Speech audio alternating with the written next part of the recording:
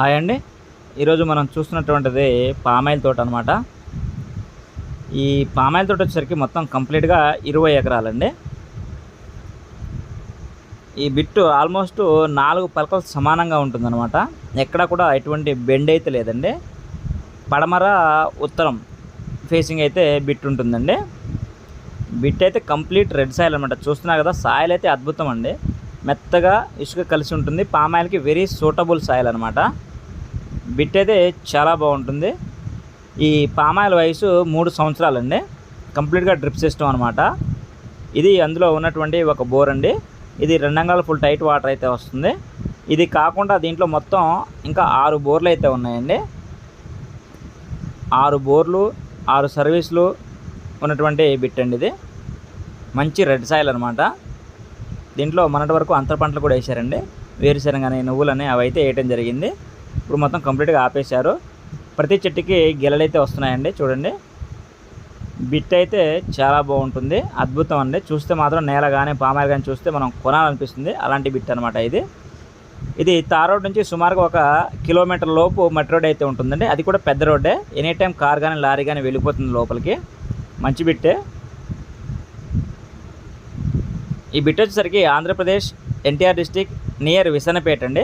విసనపేట నుంచి సుమారుగా 1 4 కిలోమీటర్ల దూరంలో ఉంటుంది. 1 4 కిలోమీటర్లు సుమారుగా మనం స్టేట్ హైవే ఫేసింగ్కి వెళ్తామండి.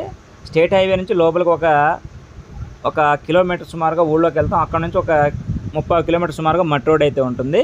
ఈ విధంగా మొత్తం విసనపేట నుంచి సుమారుగా ఒక 5 నుంచి 5.5 కిలోమీటర్లు అయితే ఉంటుంది బిట్టు. కాగితాలు వచ్చేసరికి దీనికి 3 లింక్ డాక్యుమెంట్స్ అయితే అందుబాటులో ఉన్నాయండి. 3 చేతులు మారింది బిట్టు.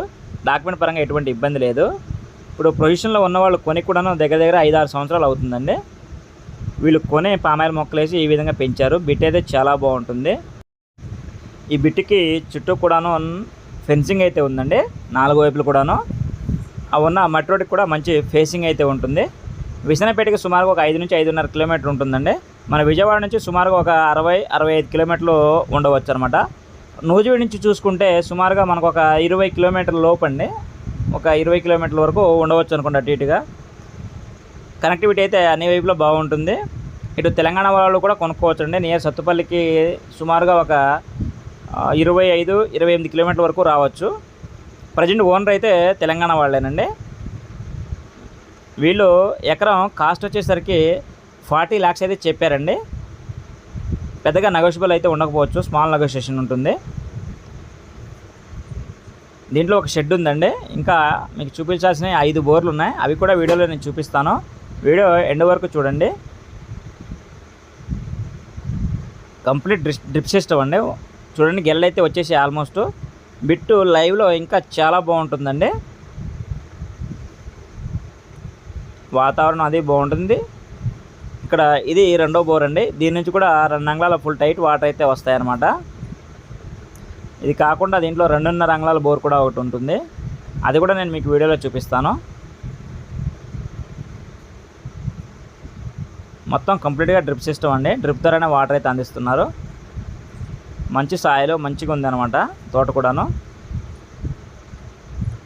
ఇది 2.5 అంగుళాల బోర్ అండి. ఇక్కడ నుంచి 2.5 అంగుళాల ఫుల్ టైట్ వాటర్ అయితే వస్తాయి. ఇంక దీంతో 3 బోర్లు అయితే చూసాం మనం.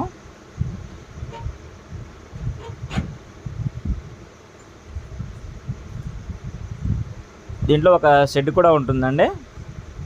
డైరెక్ట్ కారు మనకు ఇట్లా షెడ్లోకి అయితే వచ్చేస్తుంది ఎనీ టైం అనమాట. వర్షం పడినప్పుడు కూడా ఎటువంటి ఇబ్బంది లేకుండా కార్ అయితే లోనికి వచ్చేస్తుంది.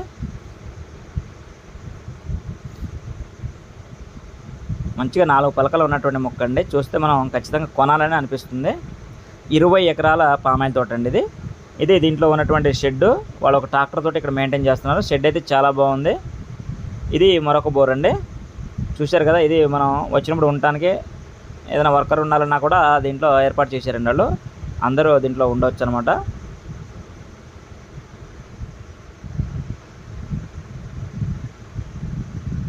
దీంతో 4 బోర్లు అండి. ఇంకా 2 బోర్లు ఉన్నాయి. మొత్తం 6 బోర్లు అనమాట బిట్టు మొత్తానికి. ఇది లోపలికి రావడానికి ఎంట్రన్స్ దారి అనమాట. ఇక్కడ నుంచి ఎదురుకి వెళ్తే మన గేట్ ఉంటుందండి. అక్కడ నుంచి మంచి రోడ్డు ఉంటుంది మనం వెళ్ళడానికి. బిట్ అయితే చాలా బాగుంటుంది.